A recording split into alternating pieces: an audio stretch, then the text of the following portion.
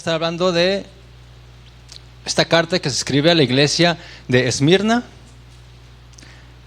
Era una iglesia pobre, pero rica en fe.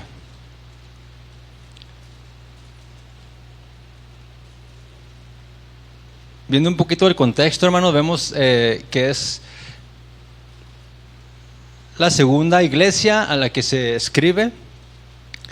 Las semanas, los domingos pasados, hemos estado escuchando acerca de lo que fue la primera iglesia, que era Éfeso. Una iglesia que tenía muchas cosas buenas, amén, esforzados, fieles al Señor, pero tuvieron ahí un reproche, amén, que ya los hermanos explicaron gravemente, que habían dejado el primer amor, esa comunión constante con el Señor.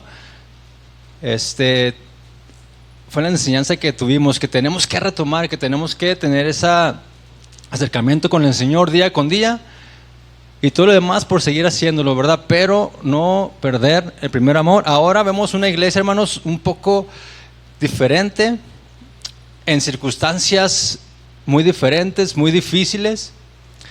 Esmirna era una ciudad rica, hermanos, era una ciudad próspera, comercialmente hablando, culturalmente era muy avanzada.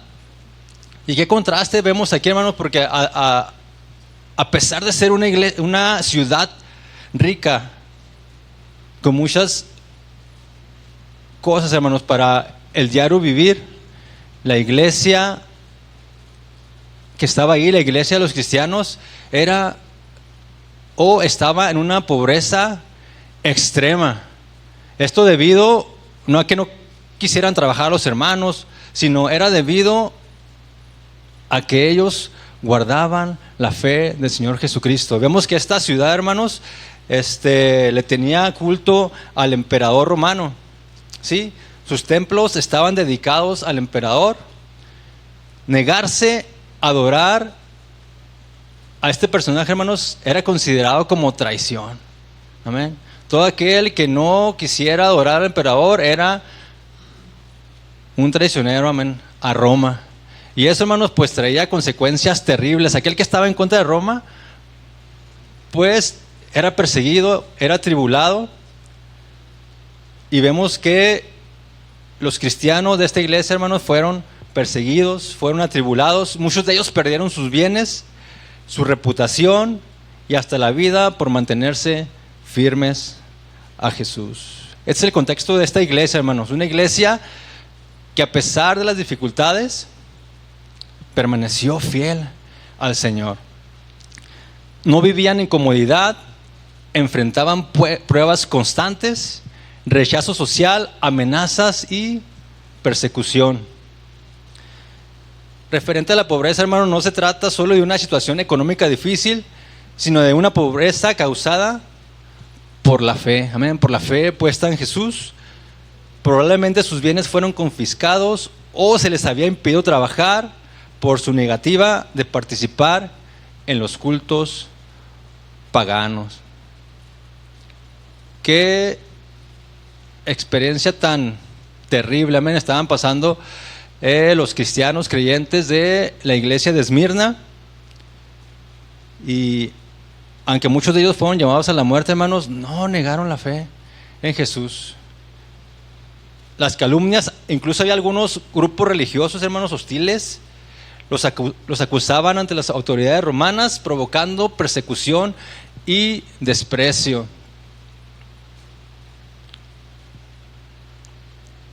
Me pongo a imaginar, hermanos, haber estado en ese lugar, y yo creo que tuvo que haber algo grande, algo extremadamente poderoso para que ellos no desistieran de su fe, amén, que se mantuvieron firmes en el Señor. Y es lo que vamos a ver en esta iglesia, hermanos, su fidelidad al Señor a pesar de las circunstancias extremadamente difíciles que ellos vivieron.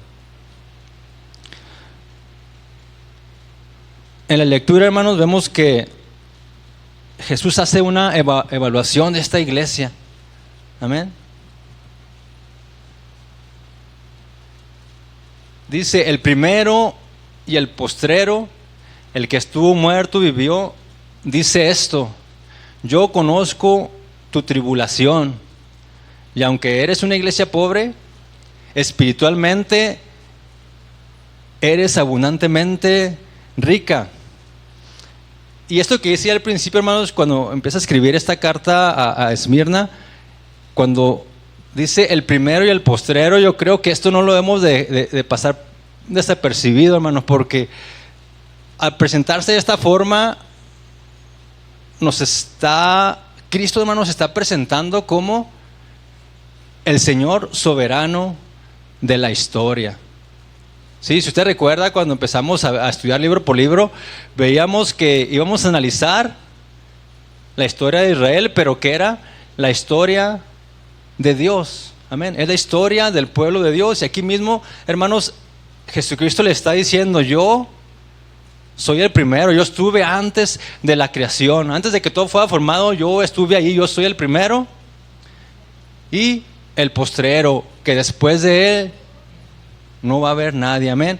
Él se presenta como el primero y el último, como el alfa y el omega, como el Dios mismo. Pero también dice: el que estuvo muerto y vivió. Esto representa, hermanos, le dice a estas creyentes que Él venció la muerte. Yo creo que estas dos cosas, hermanos, fueron un fundamento fuerte para esta iglesia, hermanos, que estaba padeciendo, porque el saber que Jesús es el autor de la vida, es el autor de todas las cosas, es el que inició todo ya al principio y que venció aún la muerte, hermanos. Yo creo que a estos creyentes les traía ánimo, les traía esperanza. ¿Por qué? Porque este Jesús les prometió muchas cosas y Él no iba a fallar, hermanos. Este Jesús, al derrotar la muerte, ellos sabían que si ellos eran expuestos incluso hasta morir, no iba a ser una derrota, sino iba a ser una victoria, porque sería solo un paso a vivir eternamente con Jesús. Las cosas que vivimos aquí en la tierra, hermanos, son pasajeras, pero Jesús les dice: yo tengo cosas eternas para ustedes. Yo soy el primero, el último, y yo he vencido la muerte. Así que si ustedes entregan su vida al no negar esta fe, hermanos, ellos vivirán eternamente con Cristo. Amén. Jesucristo dice: yo conozco tus obras. Jesús conocía la tribulación que estaban pasando, conocía la pobreza en la que estaban. A los ojos del mundo eran pobres, pero ante Dios eran espiritualmente abundantes. También les reconoce la fidelidad, ¿sí? Reconoce esa fidelidad. Esos creyentes no habían, hermanos, desistido, no habían negado a Jesús, se mantuvieron firmes, y es lo que le reconoce Jesús: ustedes han sido fieles. Amén. No hay reproche alguno contra esta iglesia, como vimos en las semanas pasadas. Contra Éfeso sí hubo un reproche fuerte ahí de Jesús, pero para esta iglesia, hermanos, no hubo reproche alguno, sino solamente palabras de aliento, promesas hermosas para aquellos que permanecieran firmes hasta la muerte. Y yo no sé usted, hermanos, las pruebas, las luchas, las tribulaciones, yo creo que es tierra fértil en nuestras vidas, para que nosotros conozcamos verdaderamente si nuestra fe, hermanos, es fuerte en Dios. Amén. Las pruebas, las luchas que pasemos como cristianos por seguir a Jesús no serán, hermanos, una cosa negativa, sino son cosas que nos van a ayudar a permanecer firmes en Jesús, porque después de pasar la prueba obtendremos la corona de la vida. Amén. En el versículo 9 nos dice que era una iglesia pobre, pero Jesús ahí dice que ellos eran ricos espiritualmente. Y hay una comparación, hermanos. Para el mundo era una iglesia pobre, débil, rechazada, amén, por la misma sociedad. Imagínese, hermano, usted querer seguir adelante y no tener la oportunidad de trabajar, de ser segregado de la sociedad. Yo creo que era algo difícil, y si vemos en nuestros tiempos, hermanos, pues nosotros todos andamos para arriba y para abajo estudiando, preparándonos, tener un buen trabajo, tener lo mejor para nuestras familias.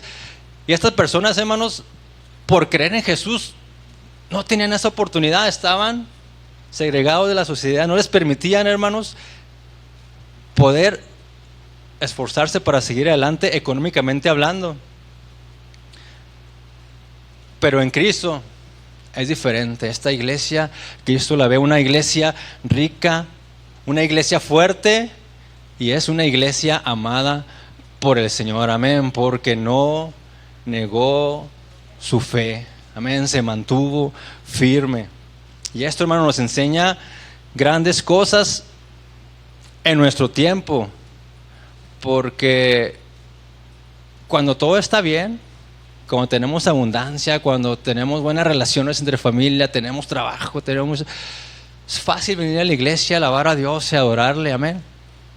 Pero cuando pasamos alguna lucha, alguna prueba, es ahí, hermanos, donde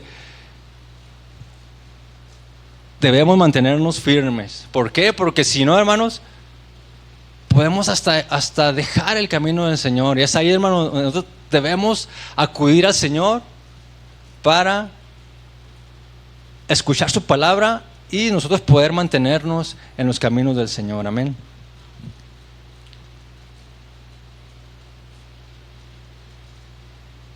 En el versículo 10 hay un llamado a perseverar. Jesús le dice: tú has sido fiel, ¿sí? Ahora te digo, no temas, sino que sé fiel hasta la muerte. Y vemos aquí el texto: no temas en nada lo que vas a padecer. He aquí, el diablo echará a algunos de vosotros en la cárcel para que seáis probados, y tendréis tribulación por 10 días. Sé fiel hasta la muerte, y yo te daré la corona de la vida. Imagínense, hermano, estaba pasando por todo esto que hemos estado hablando: tribulación, angustia, persecución. Y Jesús le dice: vienen otros 10 días de tribulación que van a ser duros para tu vida, duro para tu familia. Va a ser una situación complicada. No se sabe si van a ser 10 días seguidos o iban a ser 10 tiempos, hermanos, de pruebas fuertes contra la iglesia de Esmirna. Mas Jesús les dice: no temas, no temas, aunque seas llevado a la cárcel, yo estaré contigo. No temas, pase lo que pase, aunque estés a punto de morir, no niegues, porque yo tengo cosas eternas para ti. Le dice: sé fiel hasta la muerte. Jesús les advierte que habría más sufrimiento, incluso cárcel y muerte. La fidelidad se prueba en medio del dolor. El sufrimiento no es el final de la historia, porque Cristo venció la muerte. La fe en Cristo les dio la fortaleza para permanecer fieles. No sé si usted recuerda, hermanos, una historia tremenda cuando se levantó este monstruo, le llaman Hitler, el siglo pasado, donde hubo mucha persecución para los judíos, un genocidio. Millones de judíos fueron muertos, y en la historia usted puede ver y encontrar un testimonio de un hombre, Dietrich creo se llamaba, no recuerdo el apellido exactamente. Él era un pastor de Alemania, un obispo, hermanos, estudiado, que se enfrentó a esta situación donde muchos creyentes, hermanos, decidieron apoyar a este monstruo, apoyar a Hitler, hermanos. Y este hombre estuvo en contra del nazismo. En la historia nos muestra que fue encarcelado, fue golpeado, pero él, hermanos, en lo que estuvo libre, él se esforzó para que este movimiento nazista parara, hermanos, porque era algo tremendo. Y lo que dice este hombre, y me llamó la atención, es que la gente cristiana que se alejó del camino del Señor por obedecer a Hitler, Dice, era gente preparada, era gente estudiosa, doctores, maestros, gente, hermanos, que parecía imposible que fueran a apoyar a este hombre. Si eran hombres tan sabios, tan preparados, incluso estudiados en institutos, porque en ese tiempo este hombre fue estudiado de instituto, y él decía, ¿cómo puede ser eso?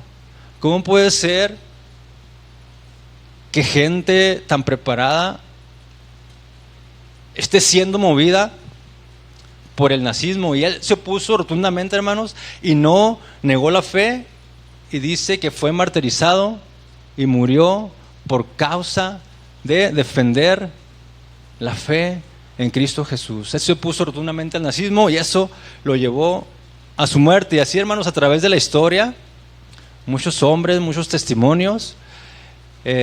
No solamente fue la situación de Esmirna, sino muchos hombres, hermanos, se han mantenido firmes, fieles al Señor, aunque las circunstancias son adversas.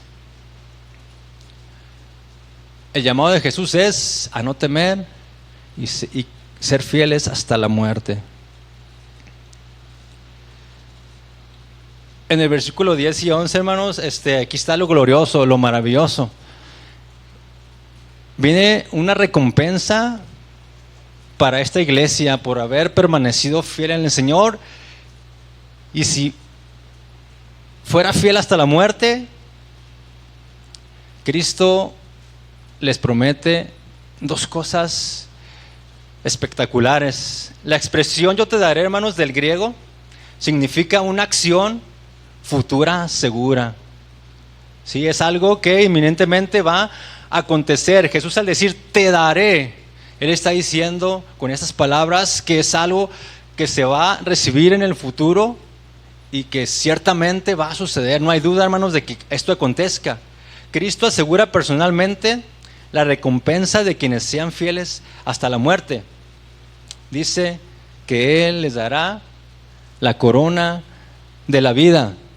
Aunque sufrían persecución, pobreza y amenazas de muerte, recibió una de las promesas más gloriosas de todo el Apocalipsis, la corona de la vida. En el tiempo antiguo, hermanos, los deportistas que ganaban las carreras, que ganaban en cualquier deporte, ellos recibían una corona de laurel y eran reconocidos ahí en el estadio. Mas ahora Jesús les está prometiendo una corona incorruptible para todos aquellos que sean fieles hasta la muerte. Esta corona de la vida la dará Jesús a aquellos que sean fieles. Amén. Y la otra cosa que Jesús les promete en el versículo 11 dice que no sufrirán daño de la segunda muerte. ¿Qué significa esto, hermano? La segunda muerte es la separación final del ser humano con Dios. Dice la Escritura que la tierra, el mar darán sus muertos y serán juzgados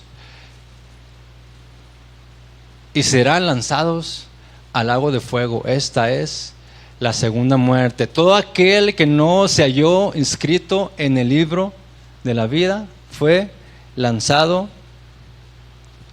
al lago de fuego. Esta es la segunda muerte. Entonces Jesús le dice a estos hombres: si tú eres fiel hasta la muerte, si tú permaneces firme en mí, además de darte la corona de la vida, no vas a sufrir la separación eterna de Dios, sino que vivirás eternamente con este Cristo maravilloso, amén, con este Señor soberano de la historia, amén, con Jesús que se entregó, que nos amó, ahora como el Rey de Reyes y Señor de Señores.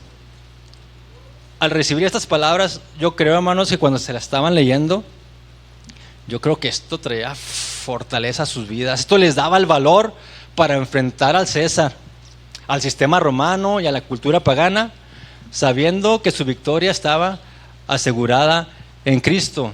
Ellos perdieron totalmente el valor a las cosas materiales y le dieron la importancia de vida a las cosas eternas, a lo que Jesús había prometido, hermanos. Dejaron a un lado todo lo material, incluso estuvieron en pobreza extrema, pero son ricos espiritualmente, son ricos en Jesús. Ellos tuvieron el valor, hermanos, porque esta palabra, estas promesas, las querían alcanzar, amén. Ellos querían ser triunfantes en Cristo, recibir esa corona, no padecer la segunda muerte, sino estar siempre con el Creador que nos ha amado tanto, amén. Tenemos otro ejemplo, hermanos, en la historia, y esto pasó en Esmirna, en el año 168. Policarpo, si quiere buscar ahí su biografía, al igual que muchos hombres, él fue arrestado y llevado ante un tribunal. Se le ordenó maldecir a Cristo para salvar su vida, y esto es lo que respondió. Estas frases, hermanos, es muy conocida por muchas personas. Dijo este hombre: 86 años le he servido y él nunca me ha hecho mal. ¿Cómo puedo blasfemar contra mi rey que me salvó? Imagínense, hermano, estar por ser llevado, porque este hombre marca la historia que fue, le prendieron fuego, hermanos, y mientras estaba siendo quemado, una espada lo traspasó, y es la forma en como él no niega a Jesucristo, no lo maldice, sino hasta la muerte permanece firme. El sufrimiento nunca es en vano. Jesús mismo garantiza que nuestras lágrimas y fidelidad tendrán una paga eterna. Una fe sin esperanza se debilita fácilmente, pero una fe enfocada en la eternidad puede resistir cualquier prueba. Hermano, nosotros no hemos llegado hasta este extremo de estar a punto de perder la vida porque estamos creyendo en Jesús. No hemos llegado a ese extremo, pero sí tenemos diferentes pruebas, dificultades que nos quieren separar del Señor, hermanos. Recordemos la corona de vida, el estar con Cristo por la eternidad, son dos cosas que deben alentarnos. Es la esperanza, hermanos, que debe haber en nosotros para poder soportar las diversas pruebas, las diversas tentaciones, los diversos conflictos que tenemos día con día. Si nos enfocamos en estas dos cosas, yo creo que nada, hermanos, de lo que nos pase en esta vida nos va a hacer desistir de la fe. Amén. Y yo creo que esta iglesia de Esmirna tuvo victoria porque Jesús estuvo con ellos, porque las promesas de Jesús son gloriosas. A Él sea la honra y la gloria.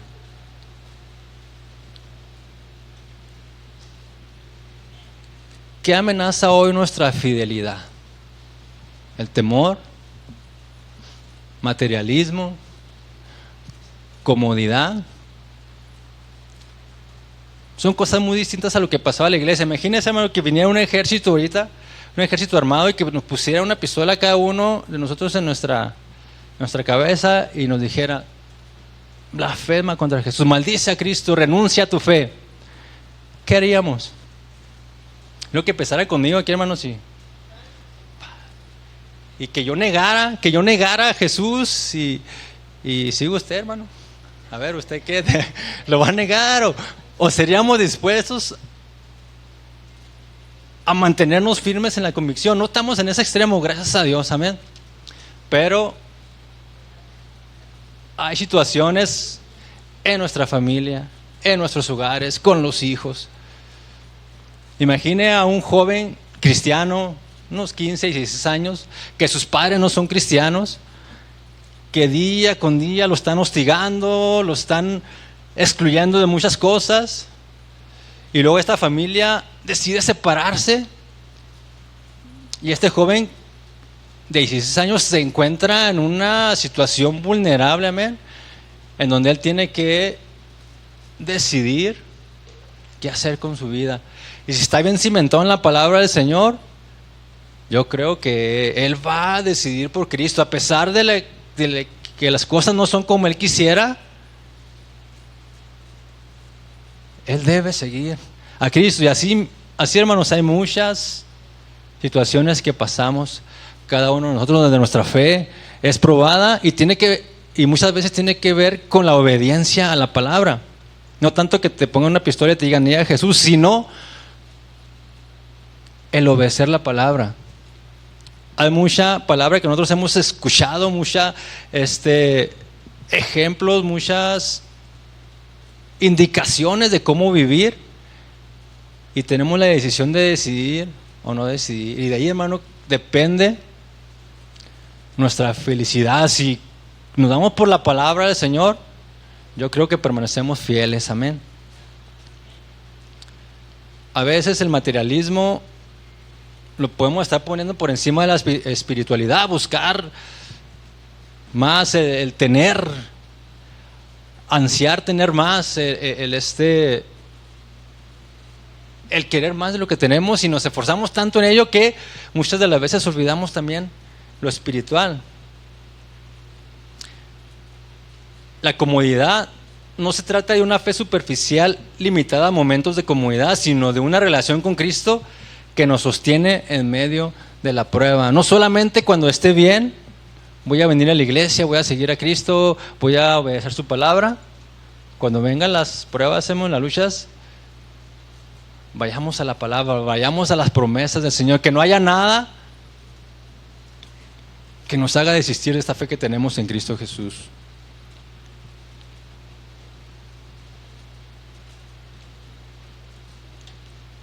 Para terminar, voy a leerles esto. Hoy los creyentes enfrentamos desafíos diferentes, pero la exigencia de fidelidad es la misma. Este pasaje nos invita a levantar la mirada y recordar que lo eterno siempre será más valioso que lo temporal, y que la verdadera riqueza no está en lo que poseemos, sino en permanecer fieles en Cristo. Es un reto que tenemos. La iglesia de Esmirna, Jesús la elogia. Amén. Jesús le dice: has permanecido fiel, no tengo nada que reprocharte, no temas, vienen cosas más duras, sé fiel hasta la muerte y yo te daré la corona de la vida. No sufrirás daño en la segunda muerte. Amén. Esta es la lección, hermanos, del día de hoy. Yo creo que podemos aprender muchas cosas. Amén. En cualquier circunstancia que estemos, no darle el valor mayor a las promesas de Jesús. ¿Qué le parece si vamos allá a la hojita que tenemos?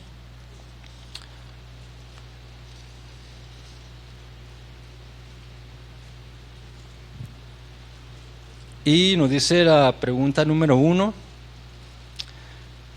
¿qué podemos entender en la expresión de Jesús cuando Él dice: el primero y el postrero, el que estuvo muerto y vivió? ¿Que Él venció la muerte? ¿Que es el Señor soberano de la historia? ¿O las dos anteriores? Van a ser las dos anteriores. Amén.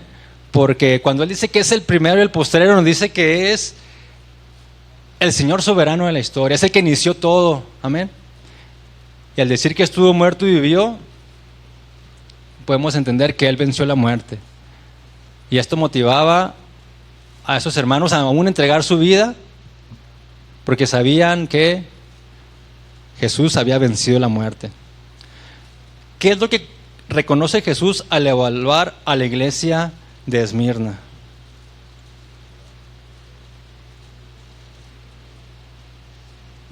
Sí, fuerte, hermanos. Y al cabo esta no le van a errar. Jesús reconoce su fidelidad, pero también conoce su tribulación, reconoce su pobreza. Entonces aquí pueden ser las tres, hermanos.